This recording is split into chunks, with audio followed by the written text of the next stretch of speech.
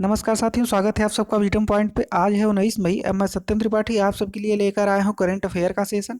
अगर आप SSC railway UP की तैयारी कर रहे हैं तो बिल्कुल ठीक जगह पे हैं। इसके अतिरिक्त यदि आप देश दुनिया की जानकारी रखना चाहते हैं तो भी हमारे चैनल विजडम पॉइंट को सब्सक्राइब कर लीजिए। इस चैनल के माध्यम से जो भी देश दुनिया की नई जानकारी होगी आप तक पहुँचाई जाएगी। चलिए साथियों, आज का सेशन शुरू करते हैं। आज का पहला क्वेश्चन है, अभी भारत के राष्ट्रपति द्वारा अपने वेतन का कितना प्रतिशत पीएम केयर फंड में दान करने की घोषणा की गई। इस क्वेश्चन का ए ऑप्शन सही है, 30%।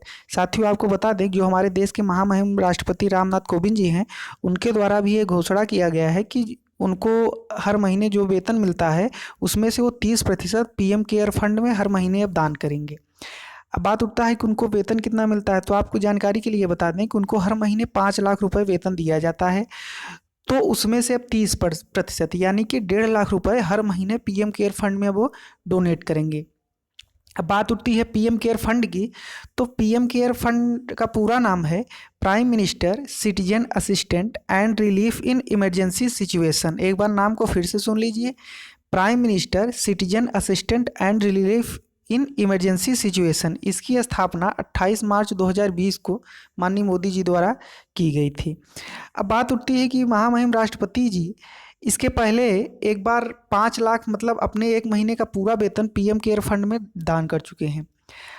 अब राष्ट्रपति जो हमारे इस समय के रामनाथ कोविंद जी हैं, ये भारत के 14वें राष्ट्रपति हैं। इसके पहले ये बिहार के पूर्व राज्यपाल भी रह चुके हैं।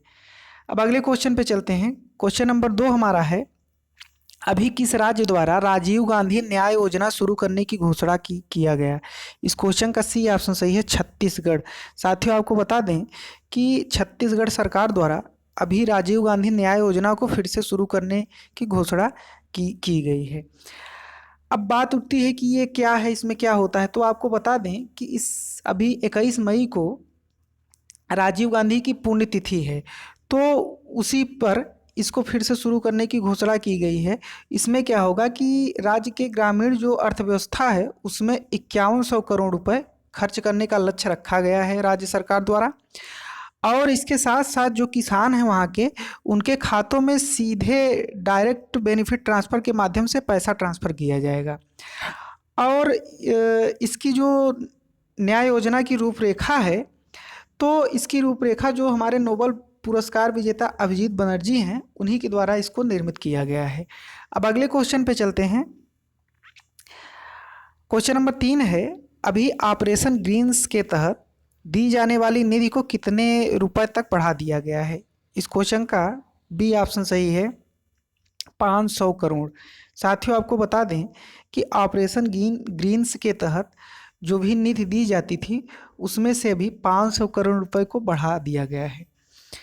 अब आपकी जानकारी के लिए बता दें कि जो खाद्य प्रसंस्करण मंत्रालय है, तो उसके द्वारा टमाटर, प्याज तथा आलू की आपूर्ति के लिए 2018-19 में ऑपरेशन ग्रीन्स की शुरुआत की गई थी।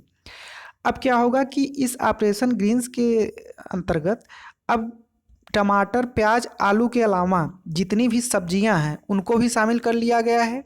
और सब्जियों के साथ साथ जितने भी फल हैं उनको भी ऑपरेशन ग्रीन्स के तहत शामिल कर लिया गया है। अब इसमें क्या होगा कि ऑपरेशन ग्रीन्स के तहत की मतलब कि जनता को इसकी कमी, अब न तो फल की न तो सब्जी की, इसकी आपूर्ति में कोई कमी न हो, इसीलिए ऑपरेशन ग्रीन्स में इसको शामिल कर लिया गया है। और ऑपरेशन ग्रीन्स में जो भी निधि दी जाती थी उसमें हमारे केंद्रीय मंत्री जो हैं निर्मला सीतारमण जी, उनके द्वारा भी 500 करोड़ का अतिरिक्त निधि देने की घोषणा की गई है। और उसके साथ साथ बाज़ारों में इनके जो परिवहन पे 50% सब्सिडी भी देने की घोषणा की गई है। अब अगले क्वेश्चन पे, क्वेश्चन नंबर 4 है, अभी जारी लैसेट के रिपोर्ट के अनुसार भारत में कितने प्रतिशत बच्चों की मौत मां के कुपोषण के कारण होती है।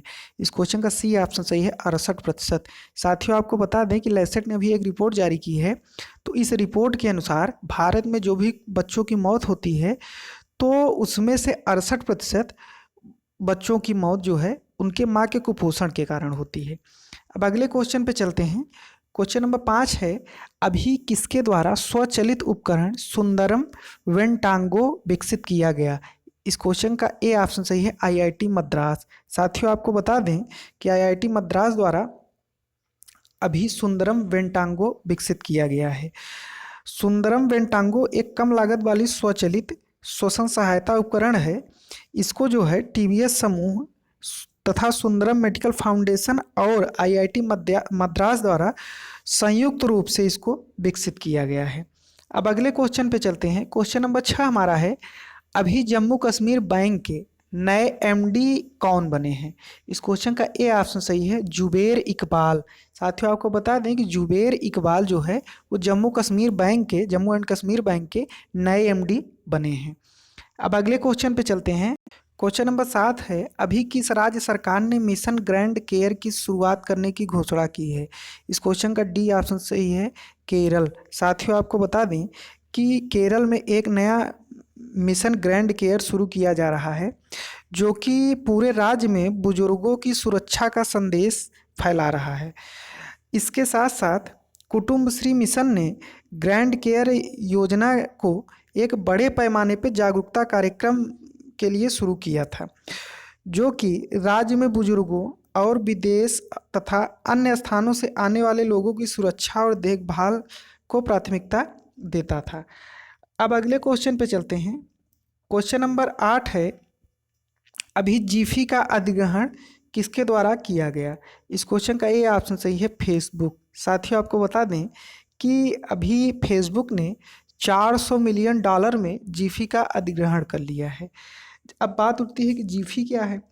तो जीफी जो है वो एक अमेरिकी ऑनलाइन डेटाबेस तथा सर्च इंजन है, जो कि उपयोगकर्ता को बिना किसी ध्वनि के लघुलिपि वीडियो को खोजने तथा इसको किसी दूसरे में ट्रांसफ़र करने की अनुमति देता है। अब अगले क्वेश्चन पे चलते हैं। क्वेश्चन नंबर 9 है, अभी आई चक्रवात अम्फान का नामकरण किस देश द्वारा किया गया था?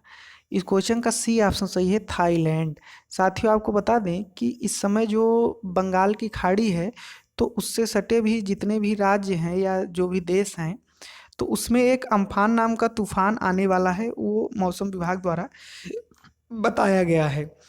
अब अम्फान का जो नाम रखा गया था वो थाईलैंड द्वारा रखा गया था। अभी मैंने पिछले वीडियो में कुछ दिन पहले बताया था कि लगभग अपने अगल बगल के देश जो 13 देश हैं, उनके द्वारा 13 नाम दिया गया था मौसम विभाग को। तो कुल मिलाकर के 13 देश और 13 नाम दिए थे, 169 नाम की लिस्ट तैयार की गई है। अब ये जो अम्फान नामकरण किया गया है, ये अम्फान का नामकरण सन 2004 में हुआ था।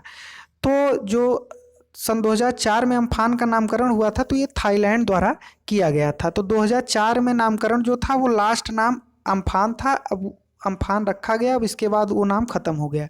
अब जो 169 नामों की लिस्ट तैयार की गई है, उस दिन मैंने बताया था, तो उसमें से अब जो भी होगा वो रखा जाएगा। तो अम्फान का नाम जो दिया था वो थाईलैंड देश ने दिया था। अब अगले क्वेश्चन पे चलते हैं। क्वेश्चन नंबर 10 है, अभी विक्टोरिया फॉल्स को फिर से खोला गया, यह किस नदी पर बना है? इस क्वेश्चन का ए ऑप्शन सही है, जेम्बेजी नदी। साथियों आपको बता दें कि जो विक्टोरिया फॉल्स है ये जेम्बेजी नदी पर बना है। अब ये बात उठती है कि जेम्बेजी नदी कहाँ है? तो जेम्बेजी नदी जो है वो अफ्रीका में स्थित है।